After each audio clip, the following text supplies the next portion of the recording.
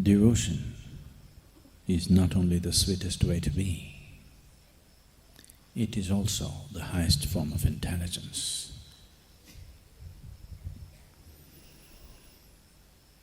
But people who claim to be devotees usually happen to be a bunch of idiots. So, people who think they're intelligent always strive to stay away from any form of devotion. What devotion means? Devotion does not mean going to the temple, mosque or church and doing a particular form of ritual.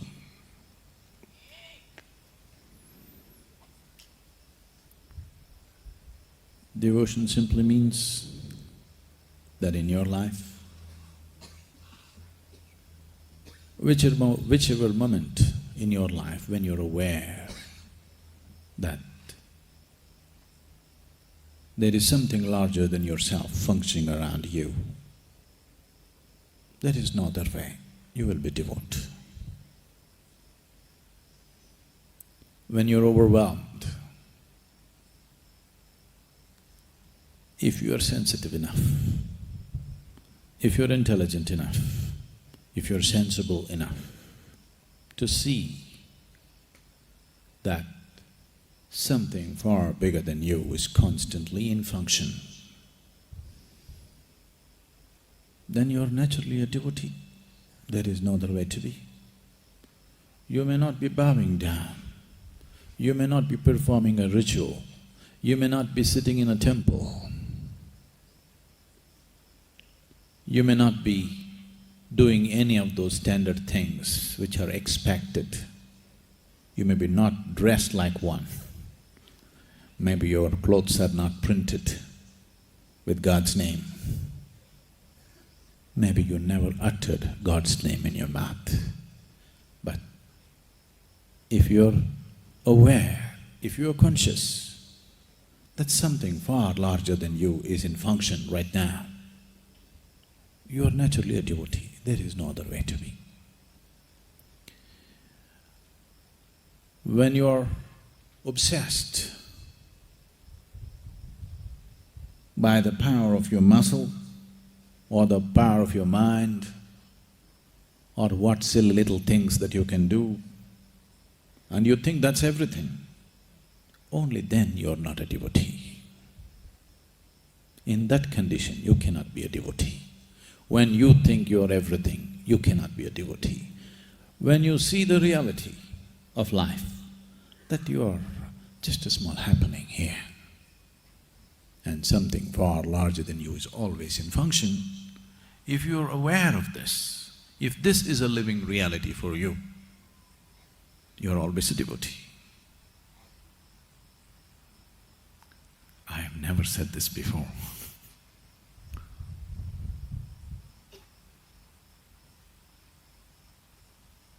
I hesitate to say this because the word will spread and spoil my reputation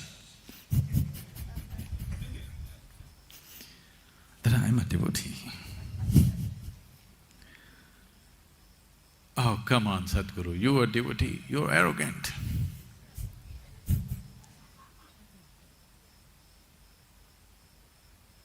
It takes a lot. It takes a lot to look arrogant.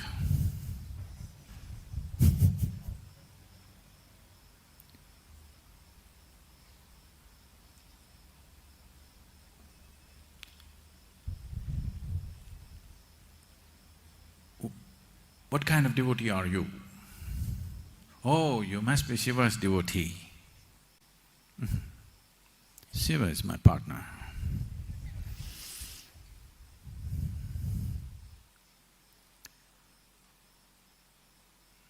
This will be very hard for you to digest. I'm devoted to you. Whether you understand this or not, it's very difficult to understand this. Devotion does not mean that I have to bow down to you or touch your feet or sing your praises. In every way, I live for you. That's devotion. I took this very birth to make this happen for you, and that's devotion.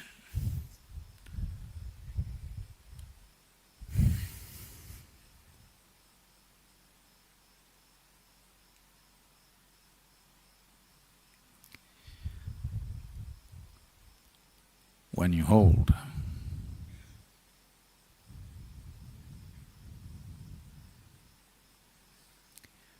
someone's well-being above your own, that's devotion.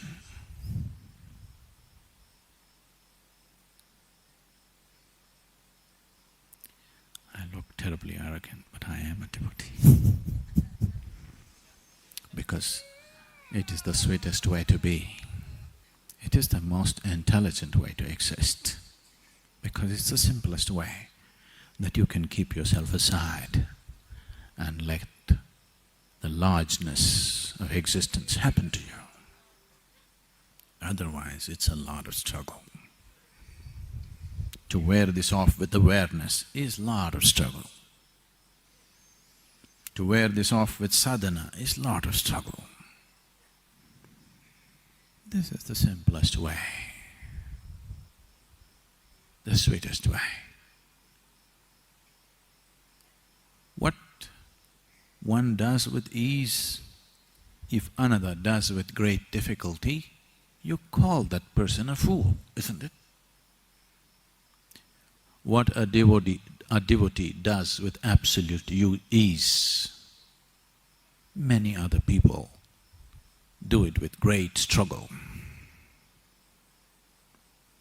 Just to keep this little fellow aside, what a lot of struggle! What a lot of struggle! Lifetimes of struggle. Standing on your head, holding your breath, crawling on the ground and all kinds of things. Devotion is just a simple, sweet, beautiful way of just keeping yourself aside. Everything that's here, everything that you call it Isha, devotion is not a word that we use here. Devotion is not a practice here, but everything that happens here happens with utmost devotion. That's why the place is the way it is.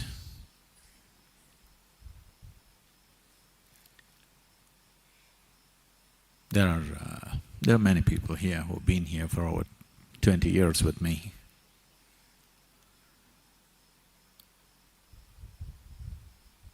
Probably they have never prayed in this 20 years. They haven't been involved in any kind of ritual, any kind of anything. But they are great devotees because they hold something way above their own well-being. It is because of this that many things have happened here. The next 2 days that you're here, what I want you to do is, if you really want to be in the lap of grace, what is needed from you is, you walk like a devotee, not in pretension, not a pretentious devotee. As I said earlier, you do not know how this tree actually functions. You do not know how this blade of grass happens. You do not know how anything here is working. Do you know? No. So I want you to look at everything. Everything seems to be little more intelligent than you. When you are so dumb, when you see a tree, if you see the mountain, the blade of grass, everything, I want you to look at them for who they are, for what they are. No, no, my body is also… That is fine, your body is super. Your body is doing many things that you do not know. You as a person, what do you know? Do you know even what this blade of grass knows about life? You do not know. So I want you to look at everything. Even a grain of sand, it knows a lot more than you about life. So you are a junior here. They were all here way before you, and they know much more than you about life. So I want you to walk with a certain sense of wonder and devotion at everything. Just try this for the next 24 hours. That's all that's needed. This is all that is needed to open the doors of life. That you do not think too much of yourself. You do not think something about you which is not true. Whatever you think about yourself is very untrue. Because when it comes to basic life, what this soil knows, you do not know, isn't it? Yes? Generally, in America they call soil dirt. What this dirt knows, you do not know. Your brain cannot do what this soil is doing. Is it a fact? Is it a fact? So, when there are such big people, stalwarts around you, you walk gently. You understand? Don't go like this. I want you to go. Because they are not simple.